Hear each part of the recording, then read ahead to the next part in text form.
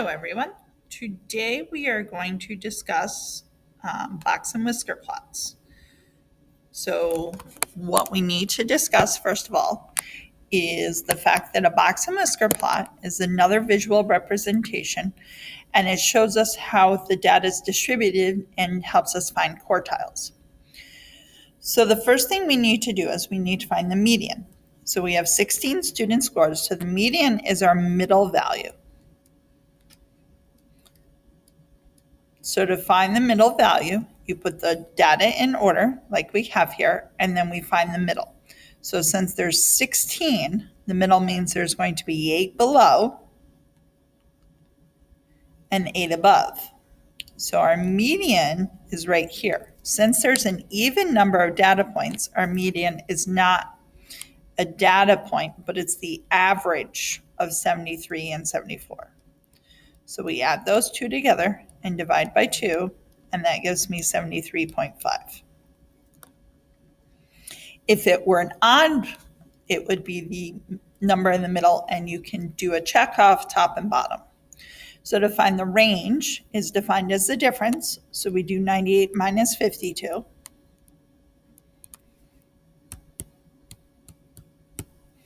Which is 46. And now what is the median of the lower half? This is known as the first quartile. Since our median was in the middle of two numbers, neither one is actually our median. So we're going to find the median of these bottom. So I can do my check off 52, 73, 60, and 72, 66, and 72. And again, we have two sets. So we want to find the average of 66 and 68.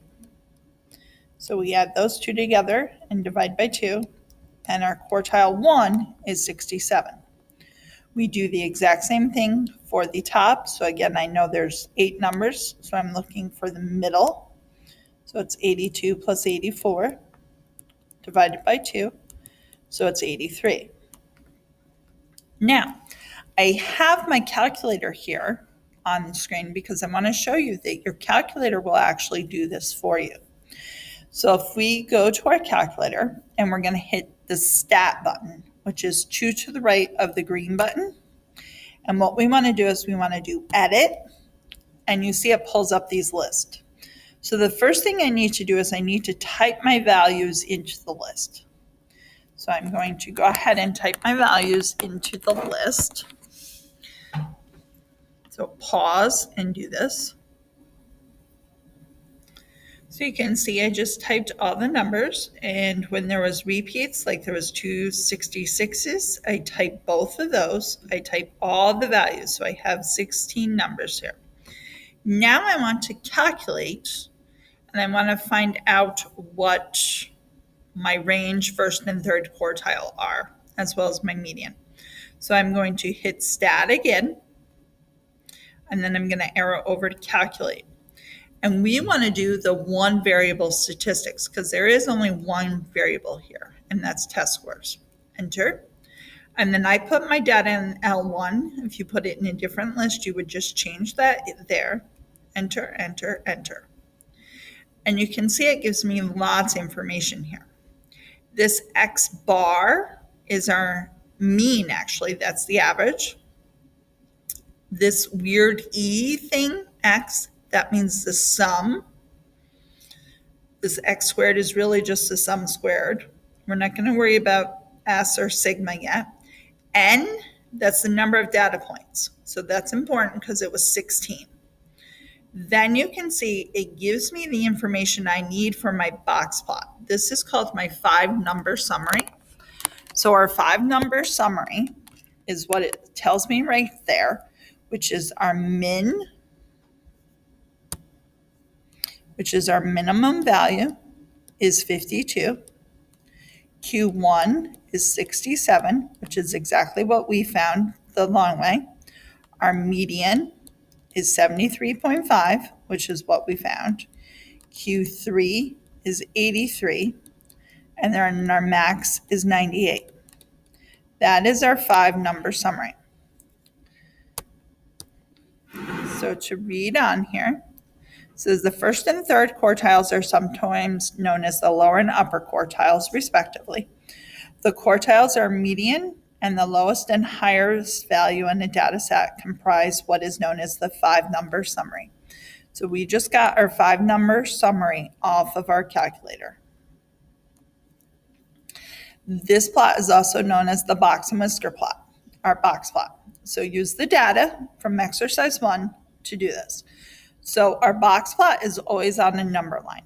Now our number line has to go up by the same values. We need to go from 52 to 98. So I have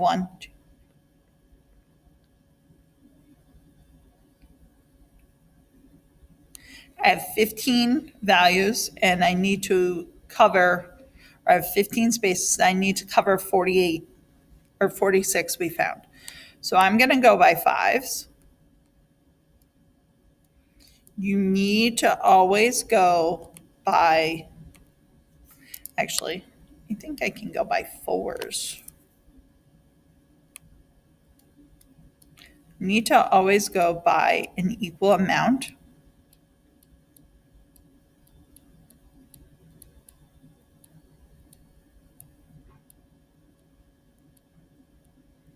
I'm going by fours. So now our minimum is 52. So that gets a small line. Our Q1 is 67. So that gets a longer line. Median is 73.5. That gets a longer line.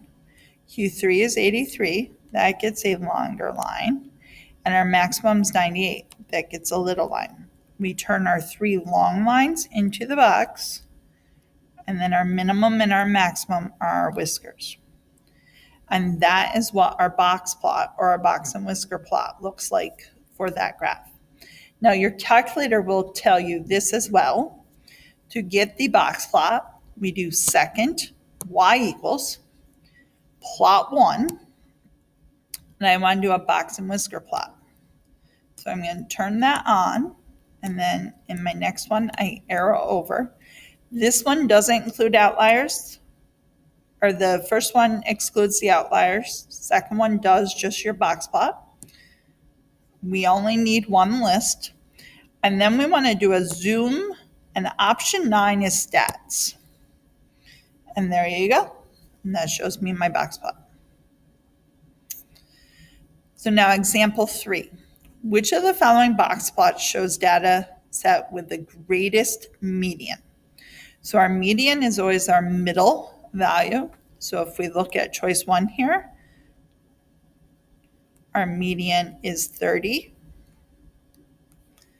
3, our median is, actually it appears to be going by 2s. Our median is 22. Here, our median, we're going by 10s, I believe. 60, 70, 80. Yep, so our median is 40. And here we're going by 1s, so our median is 7. So the one with the highest median is 2. That has a median of 40. Number 4, which of the following box and whiskers diagram represents a data set whose median value is equal to 65?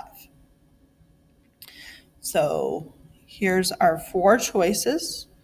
I want you to pause and decide.